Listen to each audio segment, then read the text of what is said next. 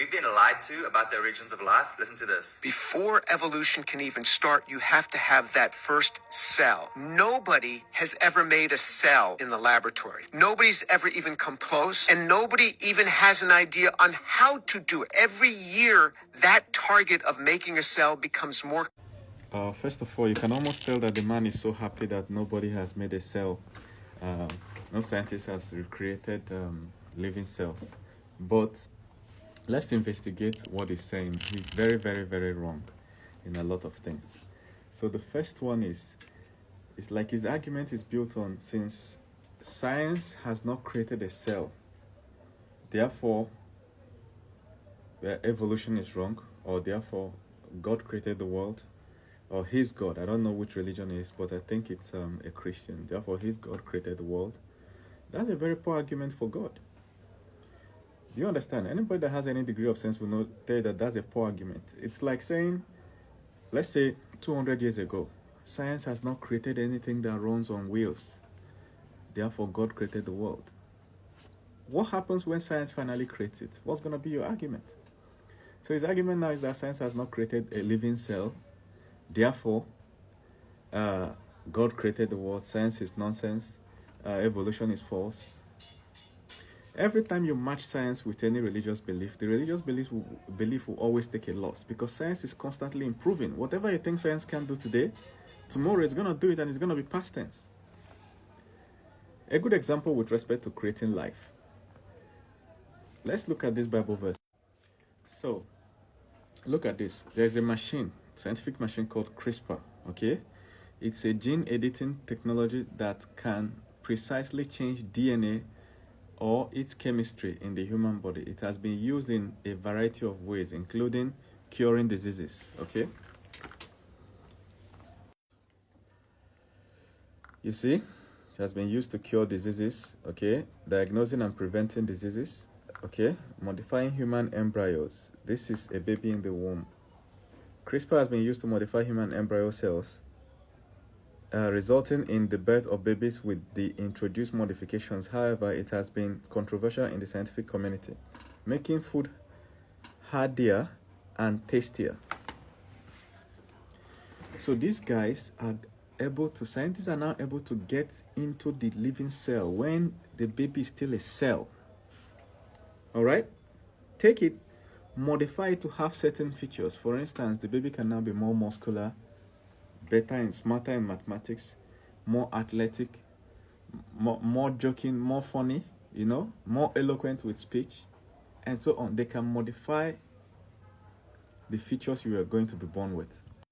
Remember this Bible verse. It says, "Before I formed thee in the belly, I knew thee, and before thou camest forth out of the womb, I sanctified thee, and I ordained thee a prophet unto the nations." This is Jeremiah 1:5.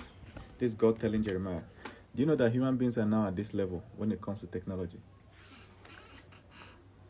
Human beings can now go and decide what a child will be. So the doctor that did that, or scientist that did that, can tell the child the same thing. Before I formed thee in the womb, I knew thee. I've ordained you to be whatever. The Human Genome Project was completed in 2008, which means they now know the genes that do different human features, so they can choose which feature you will be born with. This is why governments have banned it. This CRISPR, government banned it. Look at this. Happened in 2015, but this news is 2024. Chinese scientist, okay, who was sentenced to 3 years in prison after revealing that he had created the first gene-edited children, says he has returned to his laboratory to work on the treatment of Alzheimer's and other genetic diseases. So this guy, there was a woman that was pregnant with twins. This scientist was able to go in at the molecular level and remove the ability of those twins to contact a certain disease, this STD. I don't want to mention the name, but you know, HI something. So now those children are now born with immunity. And he did it on 2 to 3 babies to prove that it's not guesswork. And nobody knew that he did it. He himself came out to the public and said, "Look, guys, I've done this." China had to sentence him to jail. Immediately he came out, he went back to his lab and said he's now working on how to eliminate this from a human gene pool, because now they know the genes that expose people. When people say that diseases are genetic, there are certain genes that make you predisposed to getting it if you're exposed to the kind of environment that would transmit it to you. So scientists have got to that level.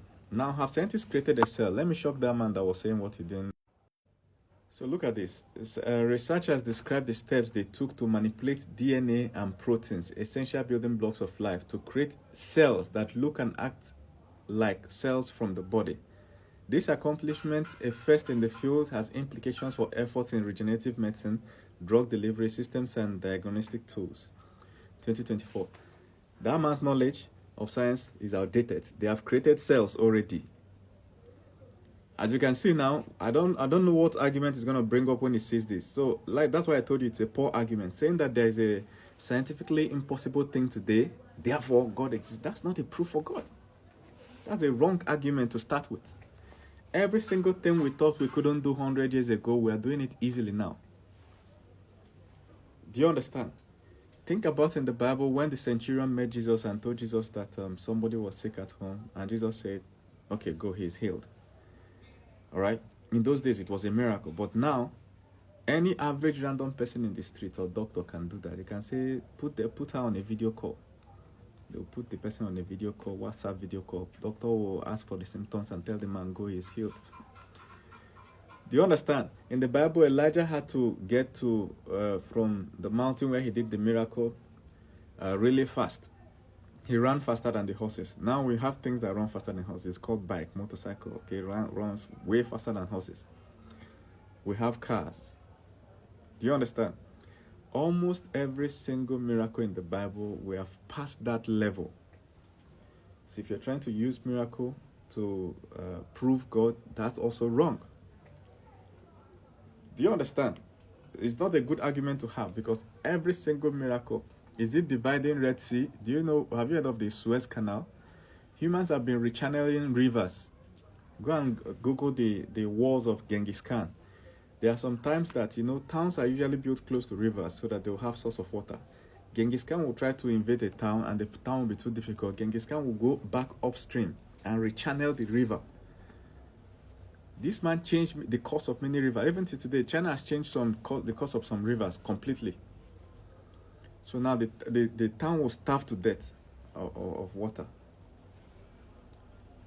So some of these things that they're arguing is outdated. Do you know that now scientists, the issue of barrenness, remember the issue of barrenness, Anna and Elkanah, they did not have a child, and science has passed that level since.